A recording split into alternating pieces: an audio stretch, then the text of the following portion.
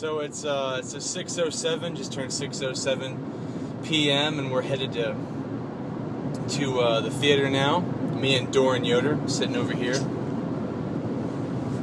and getting all psyched because we're going to see Man of Steel. It's the premiere. And actually, pardon my driving because I'm a crazy driver, but these things right here.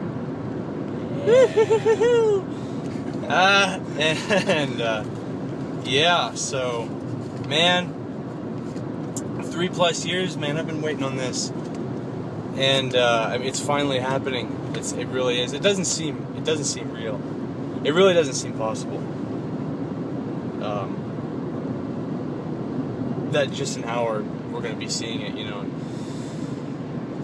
I don't know. It's gonna be great. It's gonna be. I'm full of emotions, right? I'm full of feels, and I'm sure that I'm gonna be even more full of feels after this is all said and done.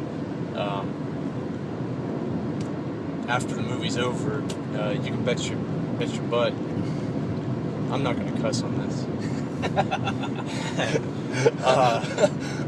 You can bet that I'm going to give my opinion on this. Which, I mean, I hope it's going to be great. I have all the assurance that this is going to be something special and it's going to lead up to Justice League and Man of Steel 2 and everything, but I believe it's going to be great. I'm going into this with incredibly high anticipation and high exception. Is that, did I say the right word? Yeah. Okay. Anticipation, there we go. Yeah. That's why you're here. To correct me in my grammar errors. But yeah, it's going to be great. We get to see the new Hobbit trailer in front of this. I've already watched it a bunch of times on my phone and on my computer, but we're going to actually see it. We're going to see freaking Smaug on the big screen. I know, right? That's going to be cool. Seeing him sneer like that. I remember when I first seen Smaug, I was tripping, man. I was like, tripping. Whoa! I didn't expect them to show Smaug. No. I really didn't. I thought they'd say. I thought we would at least hear his voice, maybe, but not actually see him. But then that threw me for a loop. It's kind of like when you see Gollum. Well, I was gonna say when you see Gollum in the first trailer for An Unexpected Journey, but we already have seen Gollum, so that really doesn't count. We already know what he looks like and stuff. But Smaug, he kind of looked. Did you think he kind of looked like one of those dragons in How to Train Your Dragon? Yeah, he did. Kind of, just a little bit, just a little bit. But hopefully they work on him a little bit. Post-production, I'm sure they will. Because his mouth's going to have to move. His mouth's going to have to move because he's going to talk. Yes. So they're going to have to do something with that. I don't know how they're going to make him talk, but it's going to look awesome. But we don't get to see this in 3D yet because this theater that we're going to, actually, there's 3 theaters in Jackson, Tennessee, and only one of them shows 3D, and that theater is down in the ghetto. And I don't like going to the ghetto theater. I'm not being racist or anything, it's just not a nice theater to go to. Because it's ghetto. It's down in the old rundown part of town. It was the first theater to be built here. But I'm content. Actually, I've heard that the 3D is unnecessary by a lot of people. They say, I mean, it looks cool, but it's unnecessary to enjoy. You don't have to see 3D to enjoy the movie. I would agree with that. To me, I feel like watching in 2D, I get just as much of a thrill out of it as 3D. Yeah. And some movies look better in 2D. Yeah. You know. And I come out with a headache sometimes and sore eyes after 3D movies. So, Especially on the IMAX. Yeah. The IMAX has a tendency to really do that, especially with me. So, oh, man, yeah. But yeah. So now we've got almost 45 minutes, and I'm driving like a bat out of hell.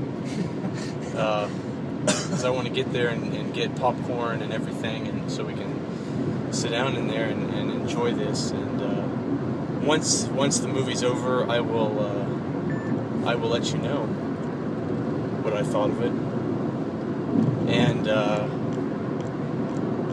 God forbid I hate it. I don't think I will. Bryan Singer burned me once with Superman Returns. I don't think Zack Snyder, David S. Goyer, and Christopher Nolan are going to burn me again with this. So, fingers crossed. So, all right.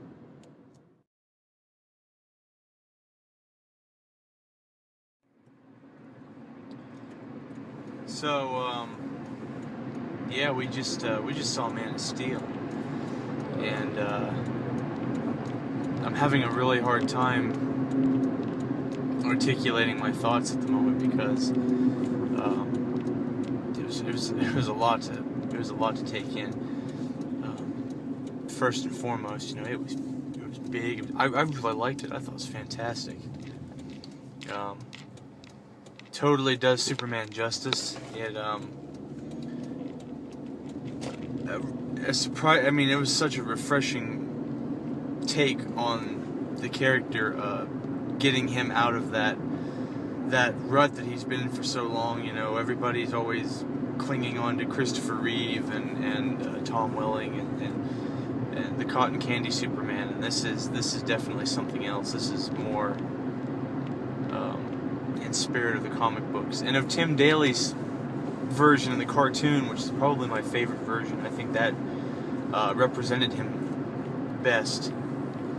And this, I mean, it's fantastic. It really was. I loved it. I thought it was very well done. The effects were great. The acting was great. There was, maybe a couple corny lines in it, but not enough to throw the whole movie off. And, Henry Cavill, he is Superman. He really is.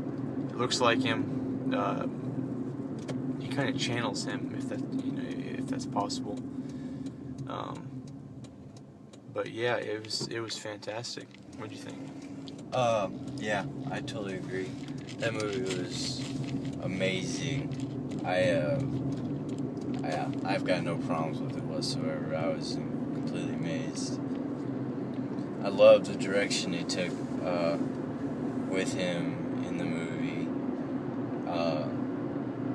I'm trying to... It's really hard to articulate at the moment. Yeah. Yeah, and without spoiling it for anybody who hasn't seen it yet. So well, it's kind of... by the time I get this cut and put up, I think people have seen it, so we can spoil stuff. Oh, okay. I'm gonna spoil stuff. Yeah, he flies. That's a spoiler. He punches stuff, and they destroy Smallville. They literally destroy Smallville. They destroy Metropolis. Majorly destroy Metropolis. No place is safe. No, no place is safe. I like how they explored Superman's darker side. They kind of went to that place. They didn't, It's just they actually brought out the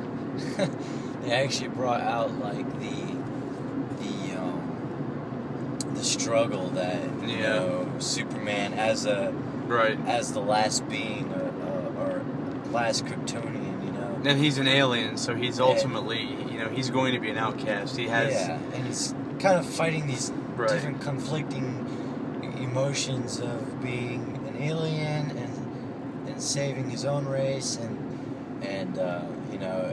also fighting for the humans and trusting them and just gotta take a leap of faith. Right.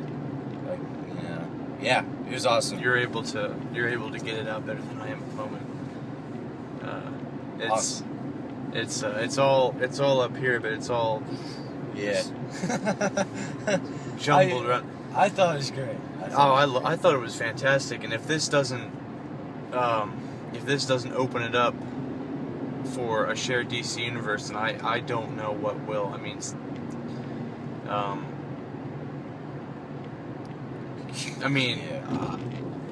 looking on these sites like which we were talking about earlier, it doesn't even. I mean, it doesn't even open officially until tomorrow. Today is the 13th. It opens, at least here in the United States, on the 14th, and it's already garnered a 57% approval rate on Rotten Tomatoes, which means it's rotten. It's not a fresh rating. It's a rotten rating, which I think is stupid, because most of these critics they're so hung up on Christopher Reeve, and they can't let go of Christopher Reeve Superman, and probably the majority of them don't even know Superman aside from those movies. They've never read the comics. They've never explored him. Yeah, explored him. Because when you get into I know some comics are kind of some of the Superman comics are a little bit more Boy Scoutish, but a good deal of them, especially in the New 52, you know, he's a dark character, and he's got struggles, and he's a god. I mean, he literally is a god among men. He's got so much pressure. Yeah. You know? Yeah. And even in the cartoon voiced by Tim Daly, he was a very dark and a very somber character, and Henry Cavill has admitted himself he didn't go, you know, to Christopher Reeve or to Tom Welling or to Dean Cain or any of these representations of Superman. He went straight to the comic books. He read, you know, Superman Birthright and Superman Red Sun, and took notes and went, you know, that's how he. That was what the source material he used, not, you know. And a lot of the reviewers they can't understand that, and so they give it a bad rating, and it's kind of depressing. But ultimately, it all boils down to what the fans think, and I really hope a lot of them love it, because if which is a big if, the movie were to fail, then we'd get no DC Cinematic Universe. You know, it all boils down to money. It takes this to make more Superman movies. So, the moral of the story is, go see it many, many times, and contribute and do your part. So, yeah. We want to see more DC movies. We want to see more DC movies. Yeah. So, yeah. Movie experience was great. With the Walmart. Yeah, the advanced screening. The advanced screening. They showed that. We got what was it, 5-minute? Like a little 5-minute documentary thing. Like on behind the scenes movie. They kind of introduced us to the movie. There was a scene in there where Zack Snyder sat down with. Do you know? I don't know who that guy was. I'm gonna just say some random, interviewer. Anyway, they kind of talked about the highlights that they were most psyched about the movie and what they liked most about the movie. And I thought that was a cool. And then Henry Cavill came on at the very beginning and thanked everybody for buying the tickets, and I got to say he was looking mighty fine. He was looking good. So yeah, it was great. It was a great movie experience. It was. Popcorn was a little bit too stale. Yeah. But oh well. I mean, that doesn't really matter. The theater, what they do is they pop a bunch of popcorn and they bag it up, pre-bag it, and then put it in like a hot box. So when you order popcorn, they just pull a small, medium, or large out of the hot box and put butter on it. It's not technically fresh, but it's popcorn. We get stale fresh. Yeah, it tastes alright, and the pop was alright. But yeah, so I am going to go see it again tomorrow night, and my plan is to go see it probably Saturday again. Maybe, we'll see. More than likely, I'll see it again Saturday, maybe twice. Because it is a proven fact. First viewing is never the best. Second viewing. Second viewing's the one that really... That's where it's at. Except when I saw Iron Man 3 the second time, that didn't... The first viewing did it. The first viewing sucked, and it sucked even more the second time. Yeah, It didn't clarify anything. That's true, yeah. So... Yeah. Definitely. If you, for some reason, for some insane reason, are watching this and have not seen it yet, then go see it. Shame on you. Shame on you. And, yeah, get your hiney over there to the movie theater and watch it. Because it's definitely awesome. It's me and your mother are very disappointed in you right now for not going to watch this movie. I was going to take it easy on your mom, But we're not. but I'm not going to. I am going to give it to that woman tonight. I swear I will. Let's go see it. Do it. All right. I think we've talked about all we can. Spoiler alert. He breaks Zod's neck in the end. So. That was awesome. I could have been more pleased. Oh! Don't kill us! Oh! No! Yeah. Like that. That was the best rug pull I've ever And Superman's experienced. face when he does it is like, no! That was the best. I was so pleased with that. Michael Shannon did a really good job. He did. He did. Michael Shannon was awesome. He was superb. I really liked him. Some people had criticisms against Feora, but I thought Feora was a ruthless bitch. She really was. She was crazy. I really wish one of the characters in it is Dr. Hamilton, obviously, and if you know Superman mythos, you know Dr. Hamilton is a chief, scientist at Star Labs. Well, he's in it. That was one thing I wish they'd have done. I wish they would have name dropped Star Labs, and they don't. Did he die? I can't remember. He died. Yeah. Spoiler alert again.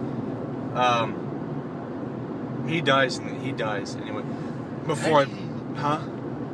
Oh, that's right. When they did the thing into the other thing, which I won't say that. But before I post this, I'll put spoiler alert up top just in case anybody who hasn't seen it doesn't want to watch the video.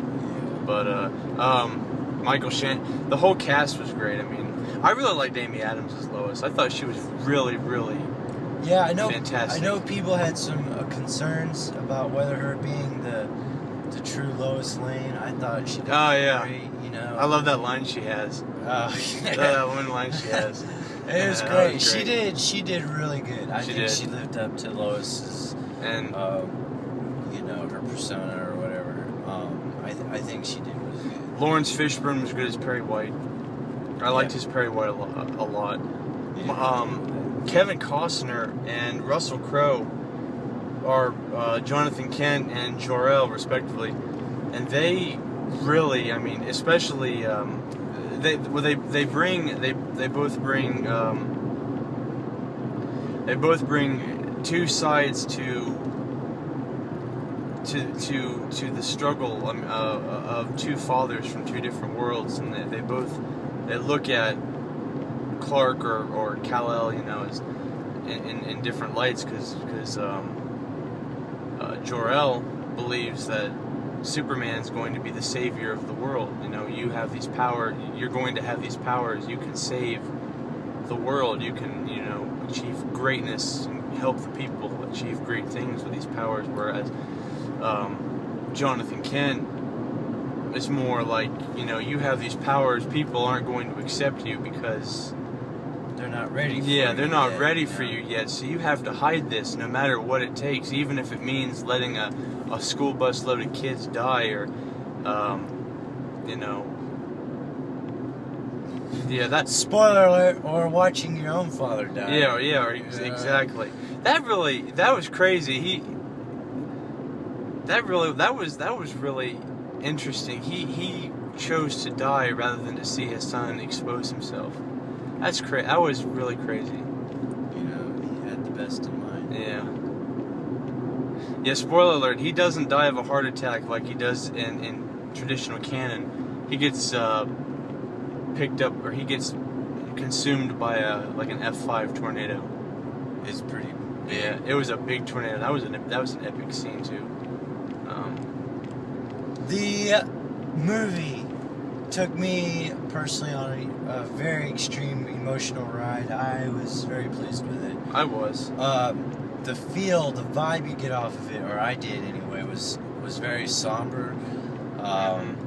It gives you just the loneliness. It makes you feel what Superman felt. There was humor, but there wasn't like a whole lot. It was respectful. Yeah, there wasn't Avengers humor.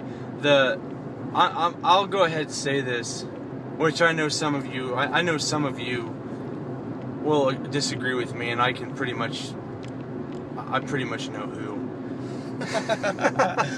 But that's we'll point names and name fingers or something. Yeah, but I really will say this unbiasedly, and I know I probably sound biased, but I'll say it anyway. I love Avengers. Avengers is fantastic. That was the best movie I saw last year, even more so than Dark Knight Rises. But Avengers, that's the difference between Marvel and DC. We reading that in that article from Latino Review, but your Marvel movies, especially Avengers, they're epic and they're full of action and they're full of fun, but they ultimately feel like, you know, the Saturday morning cartoon. That particular type of feel, in my opinion, would not work in a DC universe, because I've all my life I've been a DC reader.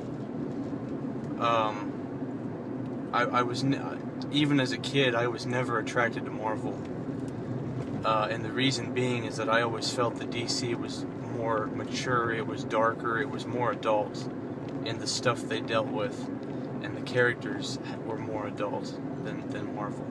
And that feel of the Marvel films, I don't think would work in a DC universe. DC movies need to be darker, they need to be grittier and more violent, in my opinion.